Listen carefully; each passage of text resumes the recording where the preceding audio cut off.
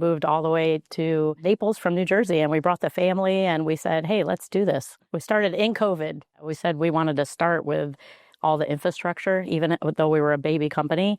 And we said we want our back-end functions to be like we have 100 properties or more. So put the infrastructure together and streamline, and all the partners would streamline too. That helped us. Welcome to the Vacation Rental Show. This is your essential playbook to grow and scale your vacation rental business with advice and insights from the best in the biz. I'm your host, Lynell Gordon. Welcome to the Vacation Rental Show. I'm Lynell Gordon. I have a dynamic duo with me today. They are Taylor and Danielle, and they have a company that they have built from scratch in Naples, and it's called Nomadic Vacays, not to be confused with anything else. Exactly. Welcome so much. Thank you so much for being willing to chat with people. Of course. You've done something extraordinary. I mean, seriously, building from just a few vacation rentals all the way up to, 50 is huge. And I know that the infrastructure there has got to be crazy. How long has that been since you started? You just started in 2020, right? Yeah. We started in COVID. We moved our whole family to Jersey and said, because this is my brother. And so we moved all the way to Naples from New Jersey, and we brought the family and we said, hey, let's do this. Yeah. And Gotta love that. Wow. And so tell me, what advice would you give property managers who are looking to build their business and they're just starting? What's the hardest thing about beginning the company?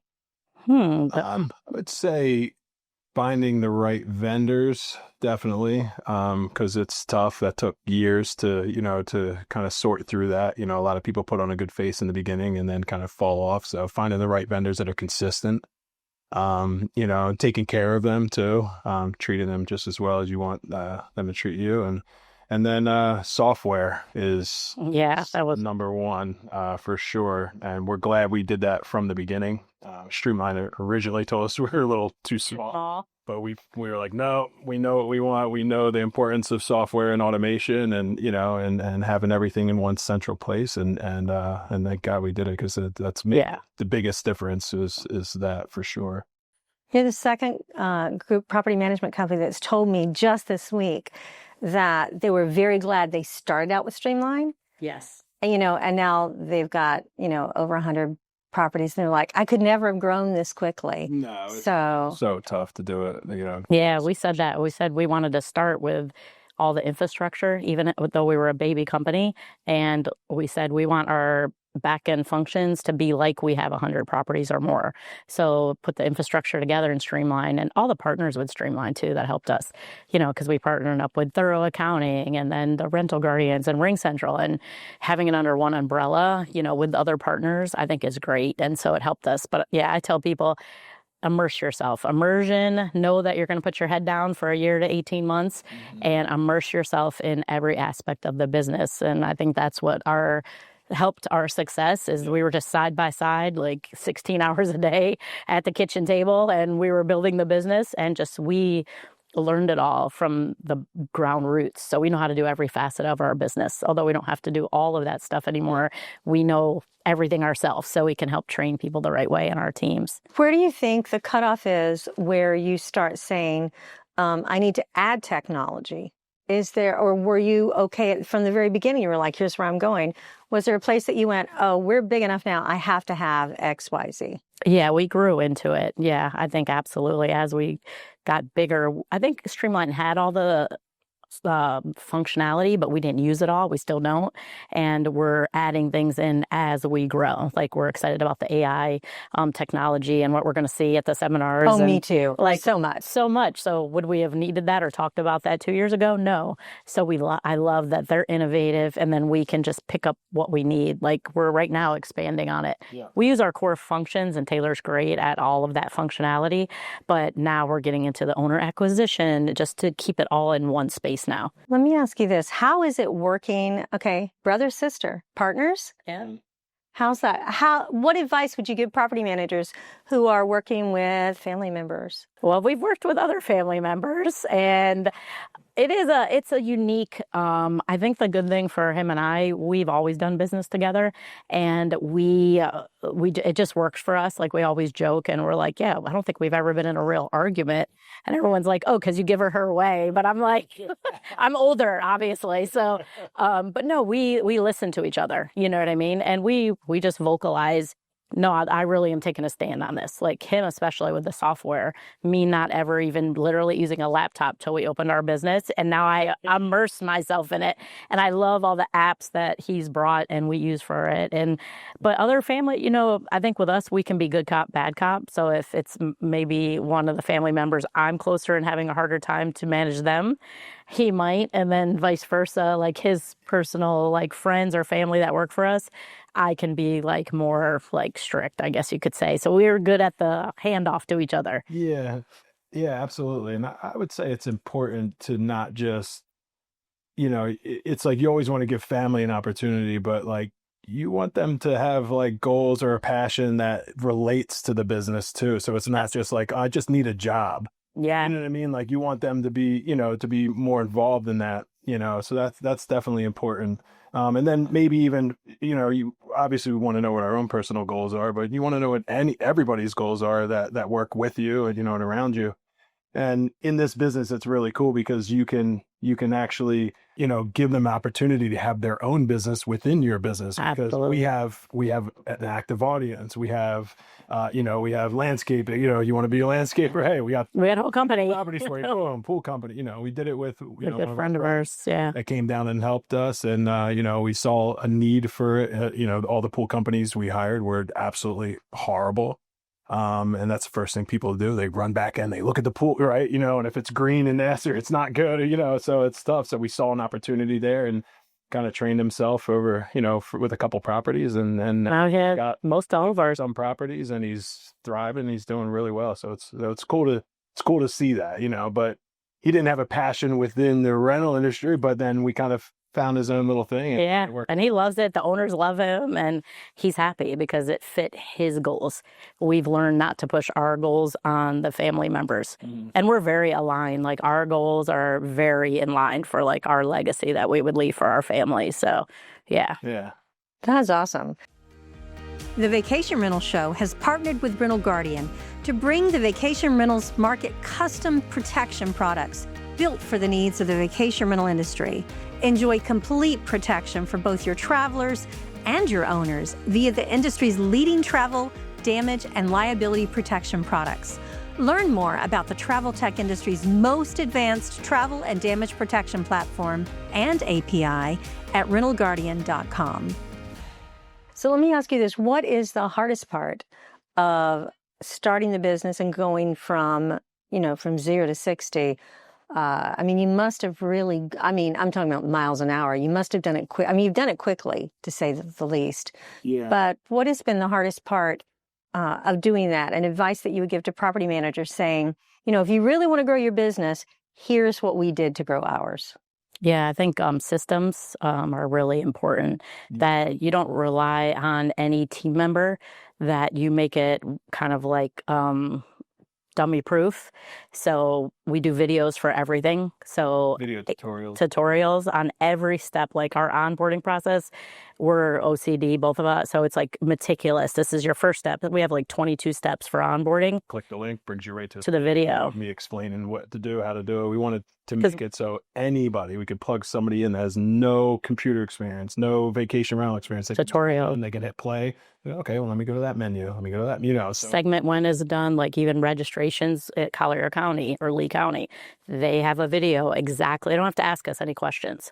So we try to do automation, templates, and everything like that where, because we've had turnover in the business, also. And sometimes if you're in the beginning, we're really relying on maybe one individual.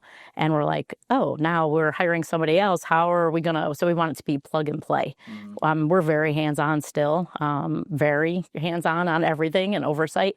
But still, we know that we don't want to be in the daily operation forever, because our strengths are owner acquisitions and those relationships with the owners, and then marketing for the, for the reservations and stuff. Yeah. So we figured that's kind of what And just hang in there because you can succeed. This business is a lot about hard work and have passion for your guest and your homeowner. Just care about the people, and the reviews all come. Yeah. Everything just comes when you just, do pretty much the right thing by people. Heavily involved in your guests. 100% agree with that. Yeah. Yeah, you just do the right thing. It just comes. Especially if you're dealing with people. We know that in hospitality, we learn that. And I just think that is so very, very important.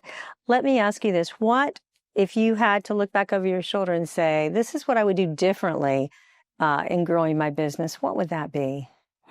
Differently. What would we? Well, sometimes people have said to me, I would have hired sooner. I would have grown, faster. But taking on new people for payroll is a big deal. Oh, yeah. It's huge responsibility on our shoulders. So what kind of things did you look back and say, gosh, I wished I'd done this or didn't do that? Take on a third partner. We had a partner initially in the beginning. And no, you could talk about it because people probably go through this. So we had a partner initially in the beginning, and the philosophies didn't align. And I think we would tell ourselves, don't doubt yourself, because everyone doesn't have the same passion. So I wouldn't take on a vision. Just if you don't have to take on a partner, even we a third partner, the right partner, I meant to say. No, yeah. I know exactly what you meant. I mean, really, make sure that all your visions align from the start. You kind of are so excited and you just jump into it, and then a year or 2 years later, you're like, oh man, did I protect myself for what I should have, And the joy, you open your own business. We left corporate America. We had very high level, and we didn't go to college, but we did very well in another industry in sales and consulting. And during COVID, we just said there has to be something else. And we walked away from it. We left New Jersey, all came down. And, we had a passion for something greater and a legacy. So if you're going to align with people, just make sure your alignment is in line, right? So I think that's kind of what I would have sat back and reevaluated a little more. But everything great came out of it because it brought us to Naples, and we're so happy with how it's all transpired, and big learning lessons from that, and then just share it with other people so they don't, make the same steps we did. Yeah. I love the alignment part. I love that you guys are saying we're aligned. And I do understand what you mean about family members and alignment. Not everybody wants to be a manager. Not everybody is built to manage a department. No, it's absolutely nothing against those people. No. Family people. It's just that this is not an easy business. It really isn't. It's tough. And it's tough to understand what goes operating it at a management level too.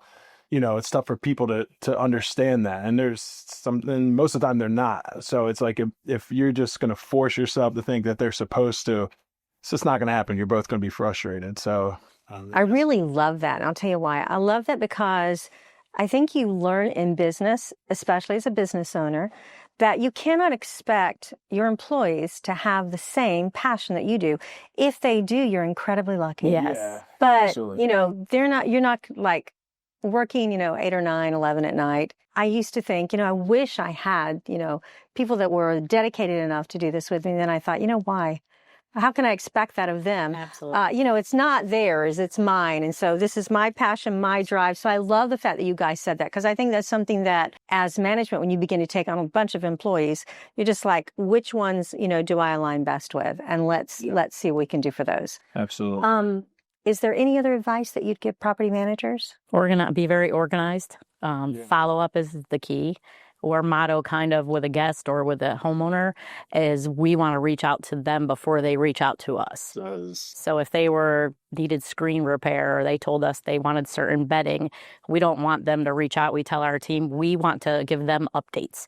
Same with a guest. If their Wi-Fi is out, we're very communicative, overly communicative. We call them, we show up, we get to meet them, we get to know them, and be personal, because although we're very automated, we love automation and we love technology and we love templates and all that, the personalized touch, I think, sometimes gets missed in our industry. Even with messaging on Airbnb, we have a lot of templates, but show some personalization. Like if they're like, my daughter's getting married, like, oh my gosh, I have my template, but then we jump in and say other things to them. So keep the personal touch of who you are as an owner and let people see that. We don't have to be that professional stone face. Be real. And people love people that are real, like the homeowners and the guests. They're just thank you so much. Yeah, it was, we were locked out at 4 o'clock in the morning and had to stay at a hotel, but you guys showed up. They gave us a great review. They're very happy. So be genuine with people. And it's amazing what just an exclamation point at the end of a sentence will do to somebody, to how they interpret that sentence, right? Yeah. I mean, it's like, oh, they're excited for it, you know. Just care about the people and be genuine. Yeah. I love that advice. That's very good advice. I really appreciate you taking the time to do this. Thank you. It's a beautiful venue we have here to hang out together. We're having a lot of fun. And thanks again for volunteering to share your stories with other people. We'll see you at the summit next year. 100%. This episode of the Vacation Rental Show is brought to you by Rental Guardian. To find out more about how Rental Guardian can help grow your vacation rental business, visit rentalguardian.com. Make sure to search for the Vacation Rental Show in Apple Podcasts, Spotify, and YouTube, or anywhere else podcasts are found. And hit subscribe so you never miss an episode. On behalf of the team at Inhabit, thanks for listening.